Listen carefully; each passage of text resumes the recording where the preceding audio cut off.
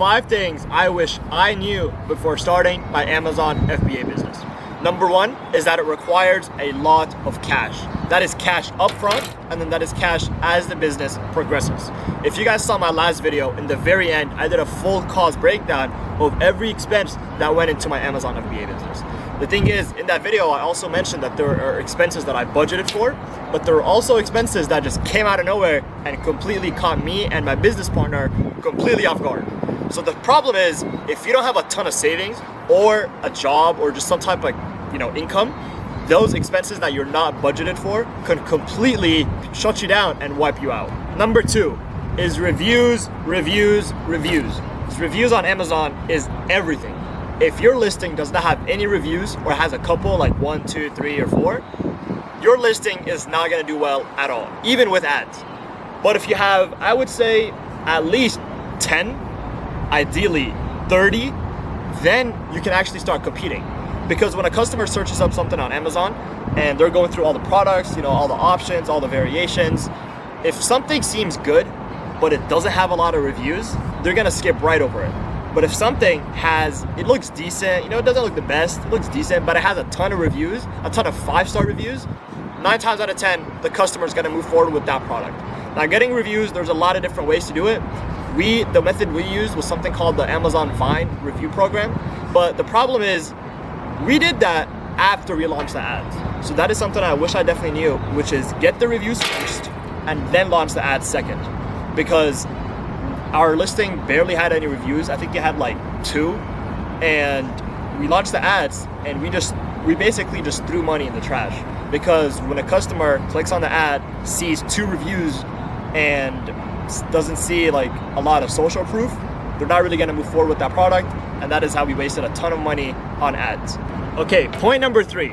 This one is kind of related to Amazon, but indirectly. And that is, guys, everyone online is faking it. All those big revenue numbers that you see, those like 100K, 50K, 200K, guys, everyone is lying. That is something I actually wish I knew. The thing is, when I would see those numbers, those revenue numbers, I used to get like super upset. I'm like, if they did it, how come I'm not able to? What do I not know? Am I doing something wrong? Is there something with my product? Is there something with my listing? Not necessarily, guys. Maybe they're just lying. Let me tell you why they're lying. Because with Amazon ads, you can just ramp up the ad budgets, get like big revenue numbers, but overall you're still unprofitable. I could have ramped up the ads, did 3,000 in revenue, sold out all my products, but I would have lost like 2,000. I would have been negative 2,000. So something I wish I knew is that don't be so fooled by those people online who just flash big revenue numbers. Now, unless they show you guys the profit numbers and do a breakdown of all the expenses like I did in my previous videos, and they show that there's an actual profit at the very end, do not believe it. Not even, just like, always be skeptical. That is something I wish I knew. Okay, number 4, pick a product with a high gross margin. My product price was around $29.99, so let's just call it $30. The product cost was about $10.5, and then the Amazon FBA cost was about $14. So 30 minus 10 minus 14, there's a $6 margin. Now that $6 margin, I'm supposed to run ads with that margin. So as you guys can see, the math does not really make sense. Because let me tell you something, running ads on Amazon, your average conversion cost is definitely 100% going to be way higher than $6. So if your margins are not proper, you're easily going to sink into the negatives. Because I barely had $6 to run ads with, or like $6 extra buffer.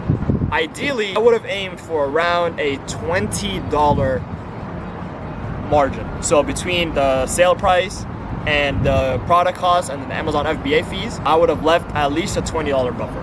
So that way I can run ads freely, and even if an ad costs me $15 to convert, I still have a $5 net margin. Point number 5, the last point, is kind of like a summary of all the previous points, which is don't launch until everything is dialed in. That is something I wish I knew. I was just rushing through. I was rushing through the product research phase. I was like, guys, or I'll tell my business partner, bro, let's just find a product, hurry up and launch it. We did that. After we ordered the product and it got into the warehouses, I was like, bro, let's just hurry up and launch the ads. We did that. We lost money. And then even that, I was like, bro, let's just ramp up the ad budgets, as if that's the solution. That is not the solution. So something I wish I knew is just be super deliberate about everything, especially in the research phase. Make sure the product price is gonna make sense. Make sure the product cost is gonna make sense. Make sure the Amazon fees are gonna make sense. Make sure that margin between the gross and the net margin, that buffer, make sure that's also big enough, because ad costs will catch you off guard 100%. Make sure you know where you're gonna get reviews from. Make sure you know how you're gonna get product photos. Make sure you know how you're gonna get your infographics done, how you're gonna get your product description done, your title done. Just make sure all the components of the Amazon FBA business are dialed in. And unless they're dialed in, you do not launch. So that is something I wish I knew. Don't just brute force everything. Don't just rush through everything. And yeah. But to be honest, if I were to go back in time and redo it, I would probably still rush through everything, because 9 times out of 10, this is just what I've heard. This is not my experience. Most of the time, your first product is gonna be a failure anyway. So when I heard that, my mentality was just like, okay, if it's gonna be a failure, it's not necessarily a failure in the sense that like, it's gonna be a failure like financially, but the knowledge that you're gonna gain is gonna be a success. So I was like, let's just get this first product out the way. Even if we lose money, the knowledge that I will gain, that is gonna be really my target, my goal. So it's kind of 50-50. Just be super deliberate, but also don't spend too much time in the research phase, because you could spend 6 months on it, and 6 months later you still haven't launched anything. You just kind of wasted 6 months. So just kind of balance it out. All right, guys, I hope y'all enjoyed the video, and I really hope y'all enjoyed the video. And I'm really gonna try to be more consistent on the YouTube channel, trying to grow my personal brand and whatnot. So stay tuned, and I'll catch y'all soon. Peace.